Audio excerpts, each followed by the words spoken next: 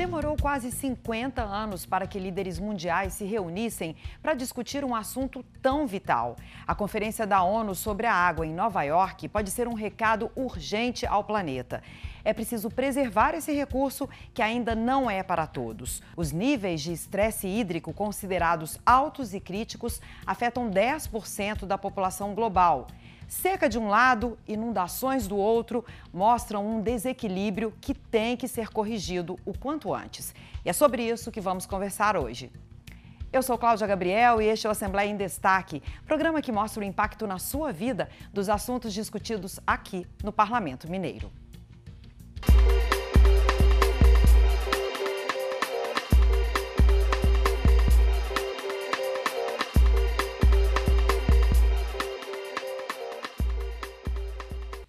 Há quem diga que a água é um recurso limitado que pode acabar.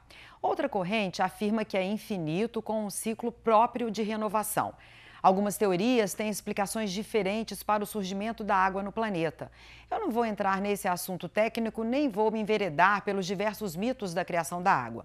O que eu quero é chamar a atenção para um fato que é consenso em toda a história da humanidade. A água é um recurso essencial. Sem ela, simplesmente não há vida. Reforçando em outras palavras, nós precisamos preservar a água doce no mundo. Fazer uso consciente e sustentável é prioridade para o desenvolvimento e para a saúde do planeta. Não é à toa que a água ganhou um dia mundial, 22 de março. O senhor Avelino, morador de Rio Pardo de Minas, no norte do estado, não demorou nem um minuto para explicar como um rio poluído afeta a vida ao seu redor. Vamos ver. Moro na beira do Rio Pardo, não posso mais plantar uma horta, porque o esgoto dentro do rio está muito, eu usava para plantar a horta, plantar feijão, né? Hoje nem para o feijão mais não pode usar, né? Para pesca, para beber a água, para banhar no rio, não posso beber a água, não pode comer o peixe, e aí vai só acabando com o que tem, nós só tem um rio só, né? Muitas famílias, né? O Rio Pardo do senhor Avelino nasce em Montezuma, norte de Minas. Percorre 565 quilômetros até chegar a Canavieiras, na Bahia, onde deságua no Oceano Atlântico. Os moradores de 26 municípios por onde o rio passa fazem os mais diversos usos dessa água.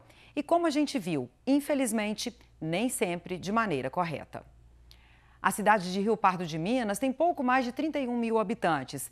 Cerca de 27 mil não têm acesso ao tratamento de esgoto. O uso de fossas contamina não apenas as águas superficiais, mas também as subterrâneas. Mas um acordo assinado entre a prefeitura desse município e uma agência de cooperação entre Suíça e Brasil está desenhando um futuro melhor para o Rio Pardo. A tecnologia avalia os fluxos de água e o diagrama de estoque para chegar até as ações que garantam a segurança hídrica na região. Um dos problemas detectados tem relação com as licenças de uso de recursos hídricos, as chamadas outorgas. A soma das autorizações urbanas e rurais em Rio Pardo de Minas ultrapassava o fluxo de águas superficiais. Esse gerenciamento já foi corrigido e o tratamento do esgoto também está mobilizando a comunidade. A gente identificou a questão do saneamento, né, como um dos principais problemas, uma vez que apenas 4% dessa população trabalha com o tratamento dos resíduos, né?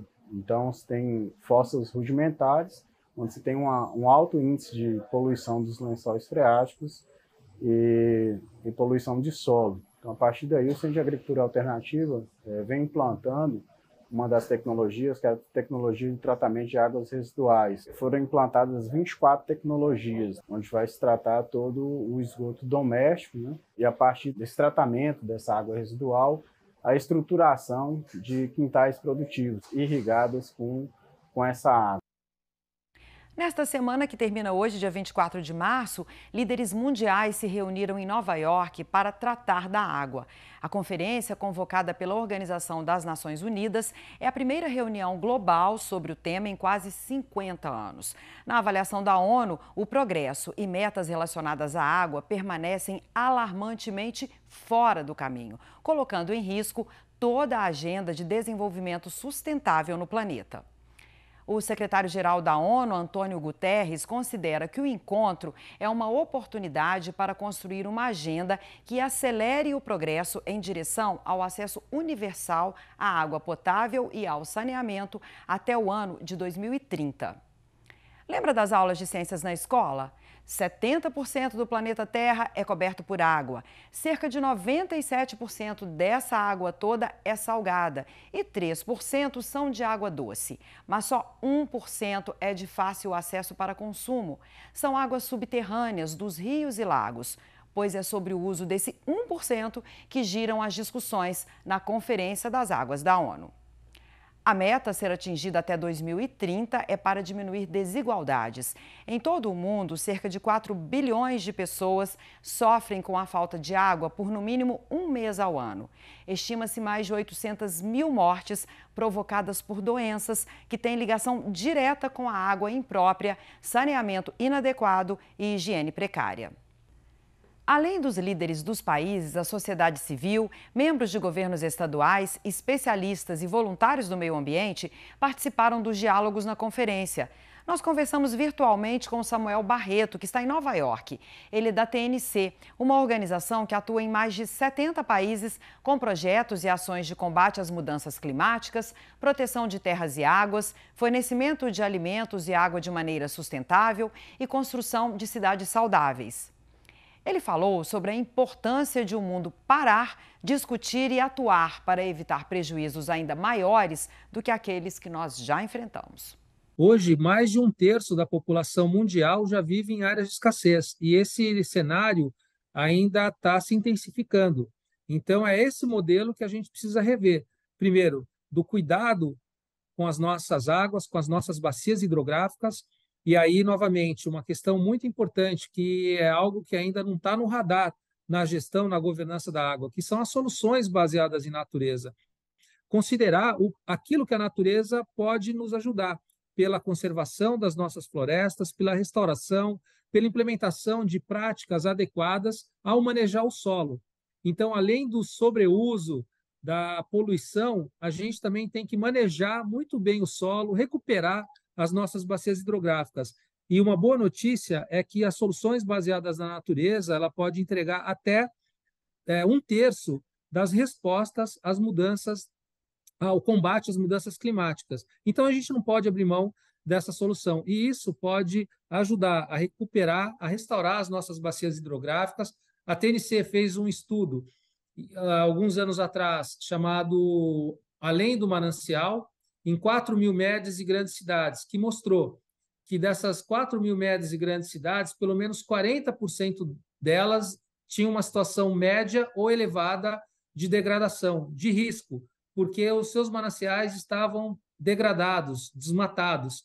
Então, essa escassez ela tem se intensificado, a gente tem que contar com todas as soluções, tem que trazer as soluções baseadas na natureza e tem que ter governança, porque em muitas situações a gente não tem uma crise de água, a gente tem uma crise de governança.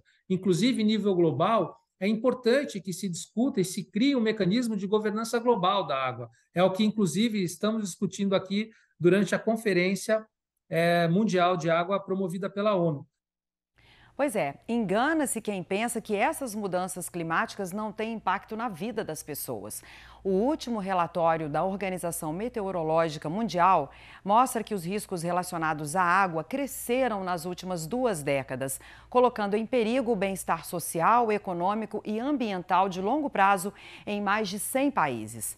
Aumentaram os desastres relacionados a inundações e o número e duração das secas.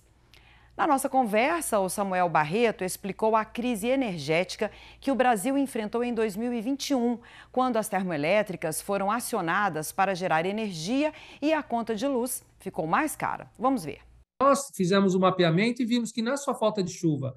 Nessa região, desmatou-se de 1988 até 2017 algo em torno de 23.000 quilômetros quadrados. Para traduzir para o nosso público que nos assiste, o que significa 23.000 quilômetros quadrados? Mais ou menos 15 vezes o tamanho da cidade de São Paulo, que foi desmatada de 88 a 2017. Áreas, inclusive, que não poderia ter tido desmatamento. Qual que é a consequência disso? A bacia hidrográfica não funciona como ela deveria. Quando chove, essa água não reinfiltra, ela escorre superficialmente, provocando erosão, perda de solo, perda de qualidade do solo. Essa areia, essa terra vai assorear um rio. E pior, não consegue recarregar quando chove. A vantagem dessa reinfiltração é que no período de seca, parte dessa água vai voltar para os nossos rios. Então, a gente está quebrando um equilíbrio dinâmico importante. Não foi só falta de chuva, não foi só São Pedro, o El Niño, que nos prejudicou. Foi também as nossas ações. Os estragos provocados pela atividade econômica têm um custo social muito alto e não é preciso ir longe para entender isso. 4 anos depois do rompimento da barragem do Córrego do Feijão, em Brumadinho, a pesca de espécies nativas continua proibida em toda a bacia do rio Paraopeba. Entre Brumadinho e Pompéu, ainda não é recomendável a utilização direta das águas do rio, que recebeu 13 milhões de metros cúbicos de rejeitos da extração do minério de ferro. A resposta da Assembleia ao rompimento da barragem em Brumadinho foi imediata. Além de várias visitas técnicas ao local do rompimento, apoio às famílias das mais de 200 pessoas que perderam a vida, audiências públicas, os parlamentares atuaram na apuração das causas do crime com uma comissão parlamentar de inquérito. A CPI da barragem de Brumadinho realizou 32 reuniões e ouviu 149 depoimentos. O relatório final fez várias recomendações aos órgãos públicos e recomendou o indiciamento da mineradora Vale e de 13 pessoas ligadas diretamente ao rompimento. Outro desdobramento da ação parlamentar foi a mudança na legislação. A política estadual dos atingidos por barragens proíbe a construção de estruturas como as que se romperam em Mariana em 2015 e Brumadinho em 2019. Determinava a desativação de barragens desse tipo, além de outras ações de fiscalização e normas de funcionamento. O trabalho de acompanhamento das indenizações e da reparação de danos continua. Neste mês foi criada a Comissão Extraordinária de Acompanhamento do Acordo de Mariana. Os parlamentares vão debater e obter informações sobre o andamento da repactuação desse acordo, que tem por objetivo a reparação dos danos causados pelo rompimento da barragem de Fundão da mineradora Samarco. A comissão também vai ouvir as instituições públicas participantes e os representantes dos atingidos e das entidades da sociedade civil. Em matéria de recursos hídricos, o Brasil é riquíssimo. 13% de toda a água doce do planeta está aqui. Temos quase o dobro da área da Rússia, país em segundo lugar em quantidade de água disponível. O rio Amazonas é o que tem a maior concentração de água doce do mundo, seguido pelo Rio São Francisco, Rio Negro, Cataratas do Iguaçu e Rio Solimões. As boas notícias param por aqui. Eu explico. Mesmo com tantos recursos hídricos, o país não conseguiu até hoje entregar saneamento básico a todos os brasileiros. Cerca de 35 milhões de pessoas não recebem água potável em casa. E pior, 100 milhões de moradores não têm acesso ao tratamento de esgoto.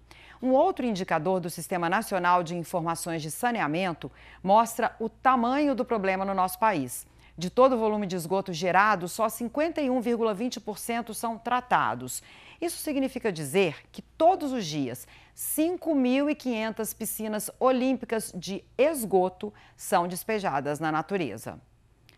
Antes de chegar à torneira das nossas casas, a água passa por algumas etapas, desde a captação até a distribuição. No processo, são removidos micro-organismos e impurezas. Cor, acidez e sabor são corrigidos, além de outros aspectos. Depois, há o acréscimo de compostos de flúor. Custa tempo e custa dinheiro. Por isso, impressiona o volume de perdas na distribuição dessa água potável. Da água que sai dos reservatórios, em média, 40,3% não chegam aos consumidores. Para continuar na equivalência das piscinas olímpicas, todos os dias, 7.500 piscinas olímpicas de água potável são perdidas no país. Daria para abastecer 63 milhões de brasileiros durante um ano inteiro. E se eu te disser que cada mineiro gasta, em média, 132 litros de água por dia, você vai achar que essa conta não fecha, não é? O pior que é verdade.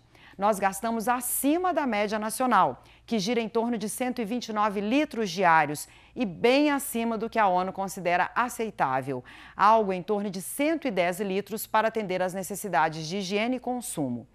Cada minuto que o chuveiro fica ligado equivale a um gasto de 9 litros de água. Depois do programa, você pega a calculadora e veja quanto o seu banho consome de água. Mas agora, veja umas dicas para que a gente possa fazer um pouco a nossa parte. Feche a torneira ao escovar os dentes. Você vai diminuir o desperdício de 12 litros de água. Acumule roupas sujas para encher a máquina de lavar. E dá para reaproveitar essa água para lavar o quintal, por exemplo. Não deixe de checar se há algum vazamento ou infiltração. Uma torneira pingando pode jogar fora 40 litros de água por dia.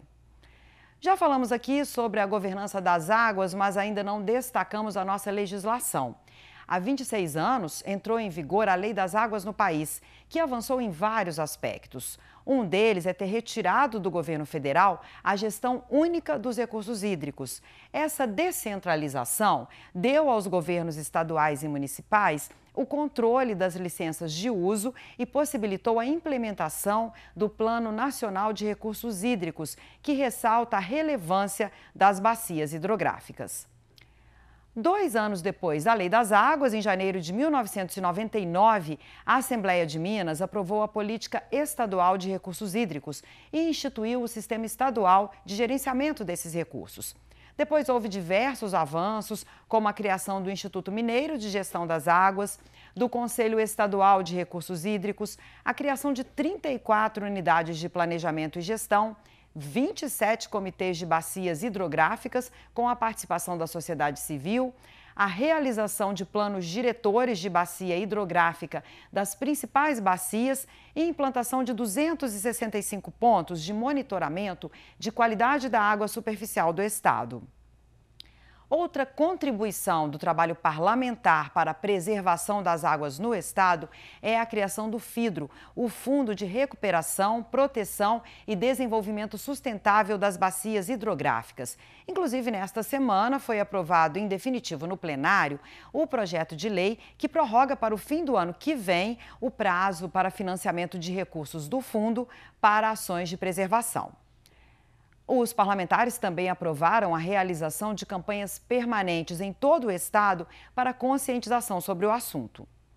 Quem também esteve em Nova York para a Conferência das Águas é a primeira vice-presidenta da Assembleia, a deputada Leninha. Ela está ligada àquela iniciativa que vem mudando a gestão das águas em Rio Pardo de Minas, que nós mostramos no início do programa. A deputada falou sobre a troca mundial de experiências que o encontro promove. Bom, é muito importante a nossa presença enquanto parlamentar mineira, a Assembleia Legislativa, estar presente nesse evento mundial. Por aqui, estamos convivendo com diversos países, com as suas diversas realidades. Alguns países com problemas muito mais graves com relação de acesso à água potável, de qualidade para a população.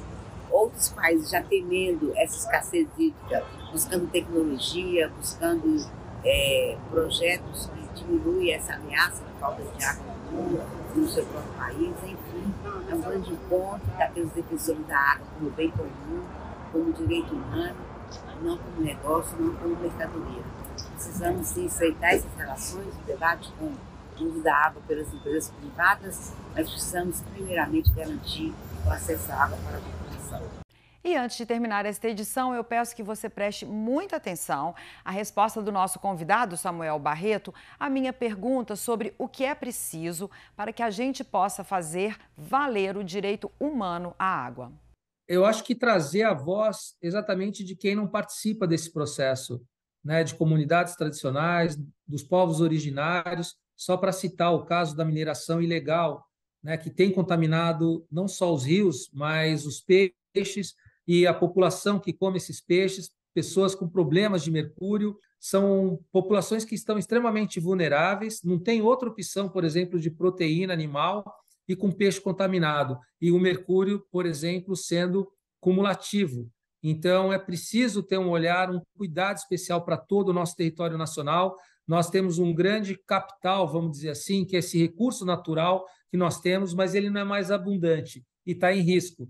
Então, é preciso ter uma atenção, uma prioridade especial e também trazer para dentro dessa discussão os outros olhares e os outros interesses e valores também, os valores que são imateriais, né? Quer dizer, das populações, dos povos originários. O rio tem um valor religioso, tem um valor simbólico, espiritual.